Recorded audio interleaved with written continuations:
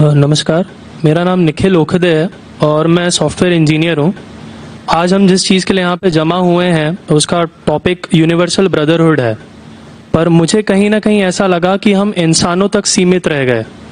मेरा ऐसा कहना है कि हम इंसानों में कुछ इंसान ऐसे भी हैं जिनकी कुछ फीलिंग्स या जिनको जानवरों के बारे में भी थोड़ी फीलिंग्स हैं, और अगर आप उन्हें हर्ट करते हैं तो ये उस इंसान के रिलीजन के प्रति जाना है। तो मेरा ये मानना है कि भगवान कुछ नहीं है, सिर्फ एक यूनिवर्सल ब्रदरहुड का माध्यम है ताकि एक भगवान को हम पूजें या इबादत करें और इसके थ्रू हम यूनाइट हो जाएं। तो मेरा सवाल ये है कि हम हमेशा भगवान को इस तरह तोलते हैं कि उसे इंसान की तरह फीलिंग्स हैं, वो हमें सजा देता है, हमें रिवॉर्ड करता है, पर हमारे अलावा इस यूनिवर्स में, मैं उस वर्ड पे स्ट्रेस करूंगा, यूनिवर्स में जानवर भी हैं जिनका काम इस भगवान के बिना चल रहा है, जिनमें कोई फीलिंग्स नहीं है, ना वो कुरान पढ़ते हैं ना बाइबल पढ़ते हैं। वो भी जीवित हैं, हम भी जीवित हैं। हमें एक गुमान हो गया है कि हम थोड़े स्मार्ट हैं, पर वो भी इस सृष्टि का हिस्सा हैं। तो इस यूनिवर्सल ब्रदरहुड में उनके प्रति हमारी भावनाएं के बारे में कुछ जिक्र, और मैं जानना चाहूंगा कि क्या पैंथीज्म इसका एक सॉल्यूशन नहीं है, क्योंकि इसमें हम किसी एक इंडिविजुअल को वर्शिप नहीं करते। जैसा कि जुडाइज्म में कहा गया है कि I am a jealous God, और एक जेलस एक ऐसा इमोशन नहीं है जिसे हम पूज सकें मेरे हिसाब से। पर अगर हम पैंथीज्म को एक सोल्यूशन माने तो ये एक ऐसी चीज है जो हमेशा रही है। पेड़ हमेशा रहे हैं, ये यूनिवर्स हमेशा रहा है, और जबकि धारणाएं, डेफिनेशंस भगवान की हमेशा बदलती रही हैं। तो अगर हम गॉड को कांस्टेंट के रूप में देखना चाहते हैं और इसे एक माध्यम बनाना चाहते हैं आपसी भाईचारे का, आलमी भाईचारे का, तो क्या पैंथीज्म इसका एक सॉल्यूशन नहीं है? भाई साहब ने सवाल पूछा कि यूनिवर्सल ब्रदरहुड हम सिर्फ इंसानों तक महदूद रह गए हैं, क्या जानवर में जान नहीं है? और ये भगवान को हमने खुद बनाया ताकि आलमी भाईचारा रहे, लेकिन क्या पैंथीज्म इसका सॉल्यूशन नहीं है कि भगवान को हम दूसरे रूप में देखें? भाई साहब का अच्छा सवाल है। सवाल के दो हिस्से हैं। पहला एक हिस्सा है कि यूनिवर्सल ब्रदरहुड सिर्फ महदूद इंसानों तक क्यों, जानवर पेड़ पौधों को क्यों नहीं लिया गया? दूसरा सवाल, क्या पैंथीज्म इसका सॉल्यूशन नहीं है? पहले सवाल का जवाब कि यूनिवर्सल ब्रदरहुड, आलमी भाईचारा के अंदर हम बाकी जीवित चीजों को क्यों नहीं लेते? अगर लेंगे तो जीना ही मुमकिन नहीं है। अगर हम लेंगे बाकी जीवित चीजों को, हम आलमी भाईचारे में लेंगे, तो आपको यहां खड़े रहना भी मुमकिन नहीं है 5 मिनट तक के। क्यों? मैं बोलूंगा, क्योंकि मैं डॉक्टर हूं। भाईचारा का एक उसूल है कि दूसरे भाई का कत्ल मत करो, उसूल है क्या नहीं? ठीक है, आप सांस ले रहे, अभी सांस ले रहे ना, आप जब सांस लेते लाखों जर्म्स का कत्ल कर रहे हैं आप कैसे भाई? ये लाखों लोग का कत्ल कर रहे जीने के लिए, ये कैसा भाईचारा है? तो इसीलिए भाईचारे का डेफिनेशन जरा हम बराबर तौर से समझ ले, फिर हम डिस्कस करें।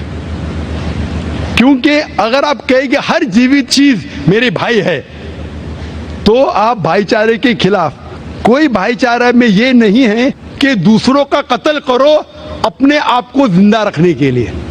कभी भी इस्लाम में ये नहीं कहा गया है कि दूसरों को दबाओ अपने आप को ऊंचा करने के लिए। और मैं अल्लाह के रसूल की एक मिसाल दूंगा आपको। अल्लाह के रसूल फरमाते हैं, आप जब देखते हैं एक खजूर का दरख्त, पाम ट्री, वो एक मोमिन की मिसाल है, मुस्लिम की मिसाल है, तो साहबा सोचते इसका क्या मतलब? क्यों एक खजूर का दरख्त, पाम ट्री को मुस्लिम कह रहे? समझ में नहीं हमको। आज हम जानते हैं उस टाइम अल्लाह के रसूल ने कहा, कोई भी पेड़ पौधे जब भी बढ़ते ऊपर, वो क्या करते हैं? आजू बाजू पेड़ को हटाते हैं, फिर ही बढ़ते हैं। नीचे जाते हैं, अपने पौधों को, रूट्स को एक्सपैंड करते हैं। इसीलिए आप देखेंगे म्युनिसिपैलिटी क्रैक्स को तोड़ती है, मजबूत करे। क्यों? वो पेड़ बढ़ता है तो क्रैक हो जाता है, फिर से टाइल लगाते हैं। जितना पौधा बढ़ता है, जितना पेड़ बढ़ता है, उतना आजू बाजू नुकसान करता है। एक वाहिद दरख्त है पाम ट्री, जो जितना ऊंचा जाता है दूसरे को नुकसान नहीं पहुंचे, सीधा जाता है। बाकी लोग यहां जाते वहां जाते, इसके घर में घुसते उसके घर में घुसते, ऊपर जाते सीधा, किसी को तकलीफ नहीं देते, नीचे भी जाते सीधा, आजू बाजू घूमते नहीं। अगर आप अपने आप को बड़ा बनने के लिए दूसरों को दबाएंगे, ये मुस्लिम नहीं। तो अगर मैं मानूं आपकी बात को कि हर जीवित इंसान को भाईचारा करूं, तो मुझे जीने का हक ही नहीं, किसी को जीने का हक नहीं है। लेकिन उसका मतलब ये नहीं कि हम दूसरे जीवित लोग को तकलीफ पहुंचाए जानबूझ के। इसीलिए इस्लाम में जब मोहम्मद सल्लल्लाहु अलैहि वसल्लम पैगाम दिए अरब देशों में, अरब मुमालिक में, तो लोग ने कहा ये कैसा इंसान है। जब अल्लाह के रसूल ने कहा कि ऊंट के ऊपर ज्यादा वजन मत डालो, हराम है, घोड़े को ज्यादा तकलीफ मत दो, तो लोग कहने लगे ये तो अभी इंसानों की हुकूक की बात कर रहा था, अभी जानवरों की हुकूक की बात कर रहा है। अल्लाह के रसूल फरमाते जब एक शख्स आग उगाता, मुझे आग को बुझाओ, क्यों? उधर चींटियां मर रहे हैं। उसका मतलब जानबूझ के कोई भी जीवित चीज को मारना हराम है, सिर्फ अनजाने में इजाजत है, या जिसकी इजाजत खुदा ने आपको दी है, जिसकी इजाजत दी है खुदा ने। मिसाल के तौर पे मनुस्मृति में चैप्टर नंबर 5 श्लोका नंबर 31 में लिखा है कि खुदा ने कुछ जानवरों को बनाए खाने के लिए और किसको खुराक बनने के लिए, some to be eaten some to eat. अगर वो खाने वाला जानवर दूसरे जानवर को खाता है जिसको खुराक के लिए बनाया है, तो कोई गुनाह नहीं है। मनुस्मृति चैप्टर नंबर 5 श्लोक नंबर 30 में अगर आप उस जानवर का कत्ल करते जो खाने के लिए बनाया गया है, तो आप गुनाह नहीं कर रहे। Manusmriti chapter number 5 shloka number 39 में सैक्रिफिशियल एनिमल, जो एनिमल कुर्बानी के लिए बनाए गए, उसकी कुर्बानी देना गुनाह नहीं है। मैं क्यों हिंदू धर्म से कह रहा हूं, मुस्लिम से भी कह सकता हूं, बहुत से हवाले। उसका मतलब हमें किसी को तकलीफ नहीं देना चाहिए। लेकिन अगर अनजाने में चलते चलते चींटी मर गई तो आप बाहर चले नहीं सकेंगे, आप सांस लेंगे जर्म, तो अल्लाह ताला ने जर्म को पैदा किया है मरने के लिए आमतौर पे, तो आप गुनहगार नहीं। मालूम कुछ जैन लोग मास्क पहनते तो भी मरते, पानी को उबालते, उबालने से मार रहे, उबालने पानी पी के फायदा क्या, अंदर मारने के बदले बाहर मार रहे, क्या फायदा? ये मुमकिन ही नहीं है। लेकिन जानबूझ के कोई जानवर को, और एक मिसाल दूंगा, हमारे खतीब जुमा नमाज पढ़ाए थे कल, डॉक्टर उस्मान, उनने अपने खुतबे में मिसाल दी थी।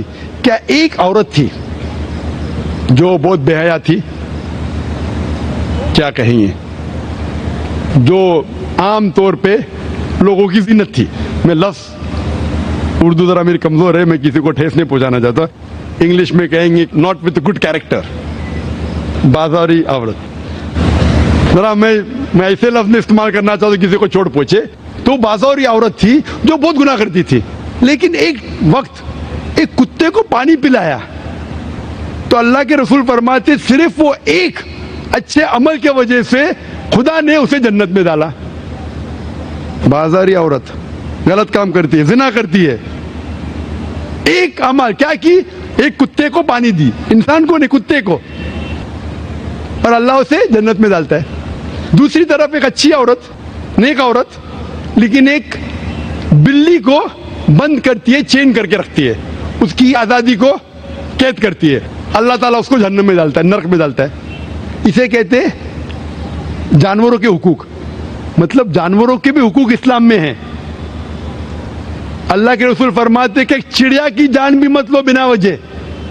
चिड़िया, स्पैरो, आप पढ़ेंगे कुरान में और हदीस में कई इसके पर लेक्चर। तो इसलिए हम मानते हैं कि जीवित चीज का हमें एहतराम करना चाहिए, उसके रूल रेगुलेशन है। बोलेंगे सब जीवित चीज मेरे भाई है, नहीं भाई, सब भाई नहीं है। अभी कुछ लोग इतना करते, कुत्ते के पीछे हर महीने लाख रुपया खर्चा करते। अरे गरीब लोग मर रहे, लाख रुपये से 10 घर हर महीने लाख रुपया अपने पूडल के ऊपर डालते हैं। लाख रुपये से कम 10 घर तो चलेंगे ना महीने, 20 घर चलेंगे बंबई में, हाँ के नहीं? वो 20 घर को संभालो ना, एक पूडल को संभाल रहे। ये किधर का इस्लाम है? ठीक है, जानवर की कदर करो, इतना कदर मत करो कि उसके हाथ में चेन डालो सोने की, ये करो, ये खाना लेके आओ, खाना लेके आते लाख रुपए का, आप समझ रहे ना?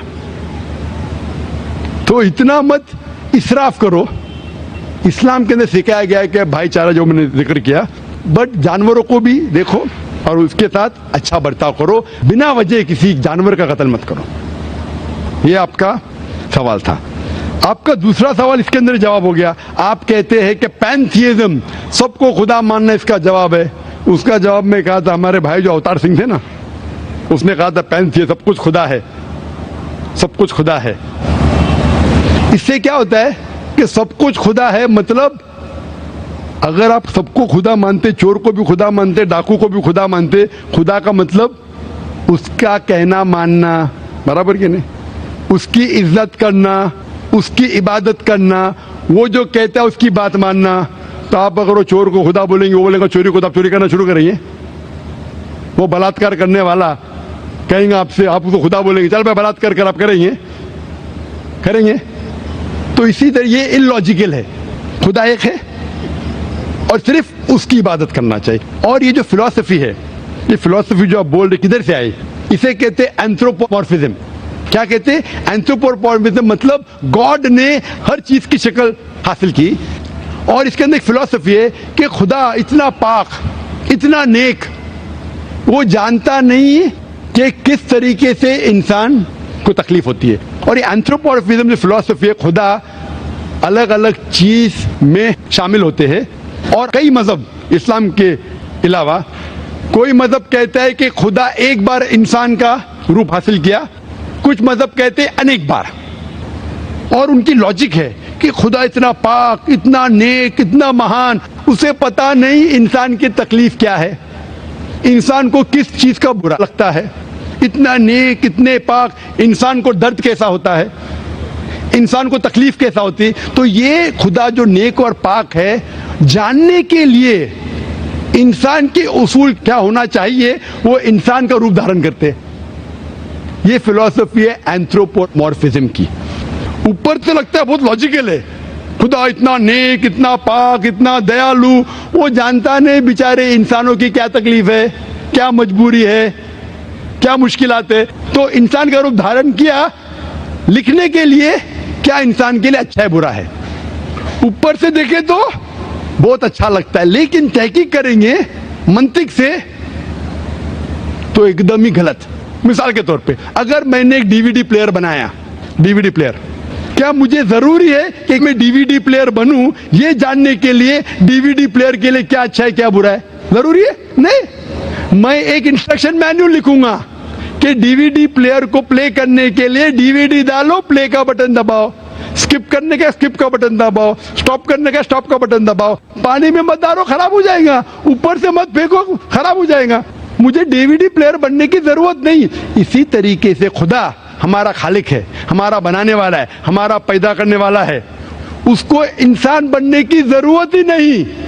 वो क्या करता है? इंस्ट्रक्शन मैन्युअल लिखता है, इंसान के लिए क्या अच्छा है क्या बुरा है, क्या खाना चाहिए क्या नहीं खाना चाहिए, कैसा इबादत करना चाहिए। और इस खुदा का आखिरी इंस्ट्रक्शन मैन्युअल है कुरान।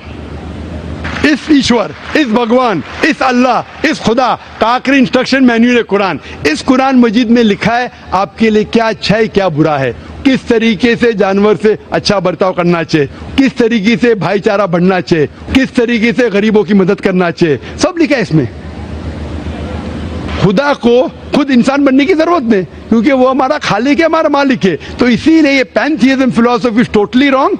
और वेद में किधर नहीं लिखा है, आप जाएंगे दूसरी किताबों में लिखा है, आप अगर देखेंगे मेरी कैसेट हिंदुइज्म एंड इस्लाम पे, लेकिन वो किताबें वेद से ऊंची नहीं है।